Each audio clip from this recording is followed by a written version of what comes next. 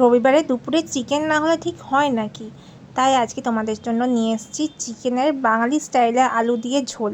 কিভাবে তৈরি করছি তার স্টেপ বাই স্টেপ তোমাদের সঙ্গে অবশ্যই আলোচনা করব। তার জন্য প্রথমে আমি বেরেস্তা তৈরি করে নিয়েছি। তারপর একটা প্যানের মধ্যে শুকনো মশলা কাঠখোলায় নেড়ে নিয়েছি মৌরি, জোয়ান আর ধনে, জিরে, শুকনো লঙ্কা, কারি পাতা দিয়ে একটা মশলা তৈরি করে নিয়েছি। দিয়ে ভাজা ভাজা করে নিয়ে সেই মশলাটা গুঁড়ো করে নিয়েছি।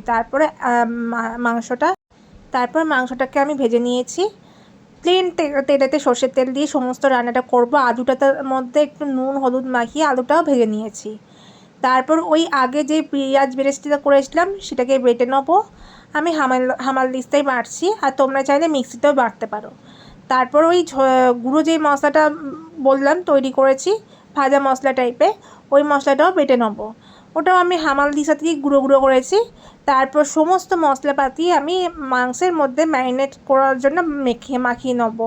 আমি দিয়েছি দই, কাঁচা লঙ্কা, আর দিয়েছি ওই গুঁড়ো মশলা, একটুখানি চিকেন কারি মশলা, আর দিয়েছি একটুখানি টমেটো সস, আর কালারের জন্য দিয়েছি কাশ্মীরি লাল লঙ্কা গুঁড়ো।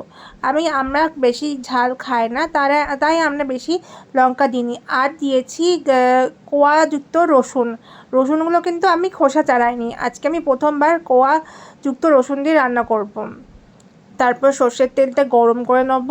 তার মধ্যে প্রথমেই আমি দুটো টমেটো কেটে দিয়ে দেবো। তার মধ্যে ক্যারামেল করার জন্য টমেটোগুলোর ওপর একটু চিনি দিয়ে দেবো। তারপর পেঁয়াজটা দিয়ে ভেজে নেব। তারপর আমার কাছে একটুখানি অল্প পরিমাণে রসুন কুচি ছিল, সেটা আমি দিয়ে দেবো। দিয়ে ভালো করে ভাজা ভাজা করে নেওয়ার পর ম্যারিনেট করা মাংসটা দিয়ে দেবো। দিয়ে কিছুক্ষণ কষাবো। কষিয়ে নেওয়ার পর একটু নুন দেবো, একটুখানি হলুদ দেবো। আর যদি তোমরা মনে করো হলুদ দেবো না, তাহলে সেটা না দিয়েও থাকতে পারো।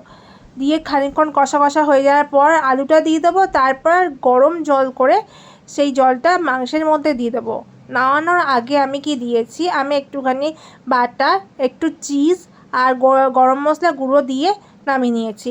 খেতে খুব সুন্দর হয়েছিল, তোমরা অবশ্যই ট্রাই করো।